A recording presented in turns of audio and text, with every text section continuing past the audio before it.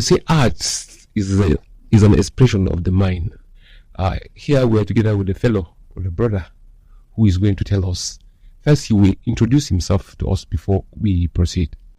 My name is Zinbe Sabo. I hail from Balankale village of Pankshin local government. My early childhood was here in Pankshin. I went to Central Primary School, Pankshin. From there, I proceeded to Government College, Pankshin. And from Government College, Pankshin, I went to SPS Kefi. Yes. Basic studies then. But shortly while I was there, I secured admission in Federal College of Education, Pankshin, where I came to study fine and applied arts. Initially, I was a science student throughout my secondary school time, but this art thing, like I said, it's inborn. Somehow I tried to run away from it, but I saw myself being dragged back to it. Each time I tried to study something else, I just see myself coming back to art. And that was how I found myself in Federal College of Education, Pankshin. I did fine and applied arts between 1994 to 1997. So I came out with credit in the double major of fine and applied arts.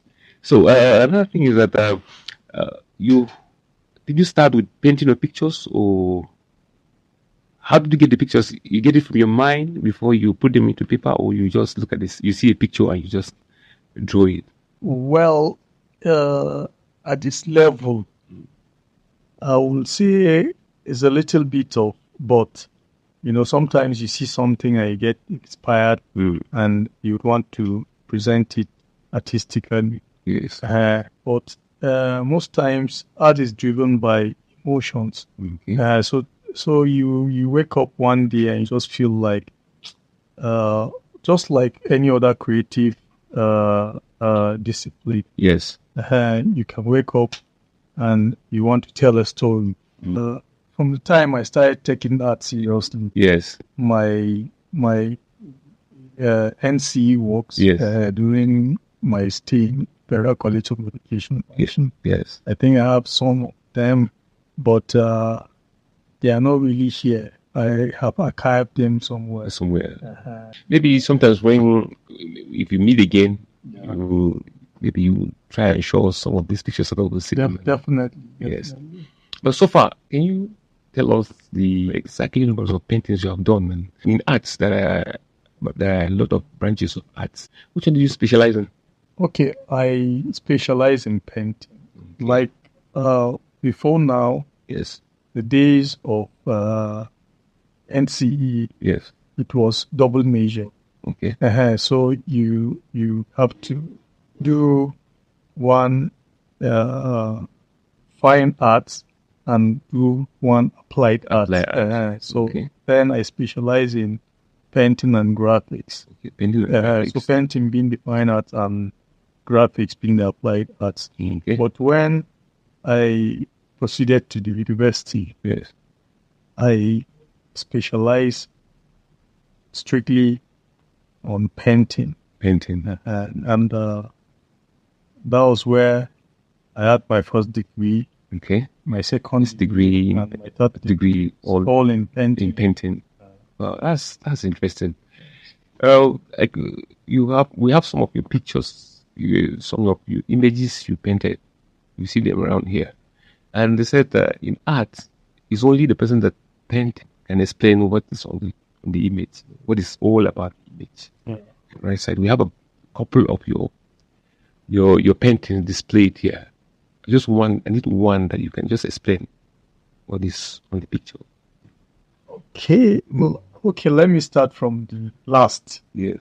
Because that's about my last piece. Yeah. That I painted lately. Most times when I come home, I don't really work here in Pankshin. Yes. So it's when I come home that I try to conceive paintings that reflect my immediate environment. That's the Pankshin environment and Pingas Cultural background. cultural, yeah. And that's where it comes about. We have to talk about the preservation of the culture. You know, your art is tilting towards preservation of the culture of the Ngas people. That's exactly where I'm heading to. All right. You know, like in the university, most times what they teach you is Western culture, other people's culture all Yes. the time. Not, you know, you have limited time to actually exhibit or display your own culture. See, Yes. so most times when I come home, you know, I think we have a very rich culture. Okay. You know, we have stories, you know, rich stories that have not been told, you know, to the world. You know, cultures are really, really, in fact, if you travel out and you see what people do with their cultures that are not as you know interesting as ours, that are not historically based as ours, you know, you'll be amazed. You know, people make money, people make, you know, create a lot of stories with their own cultures. So at home here, I thought, but we have, our culture is rich. It's very rich. There are Still. a lot of things we can actually explore with our culture and, you know, make a lot of impact globally, Yes. not just locally. Yeah. You know, but we are yet to explore it. Okay. You know. Yeah. So that's what makes you to paint this particular picture. And the fact that I think it's UNICEF that had one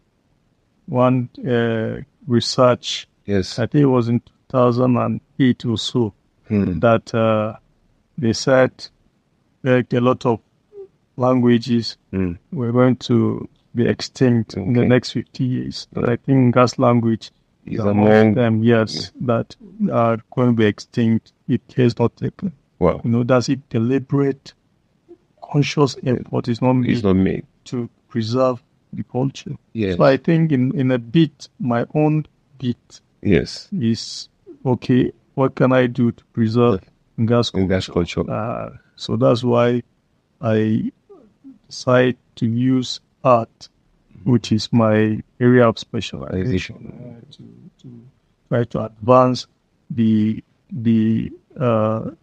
Ngas tradition and culture.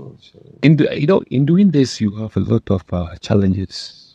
Well, when one conceives an idea, he wants to express his idea to other people. You find it difficult. There are a lot of things you discover when you are bringing something new in the community. There's always challenges. So, as an artist, what are your challenges? Those things you are facing, your obstacles you are facing during doing your work as an artist.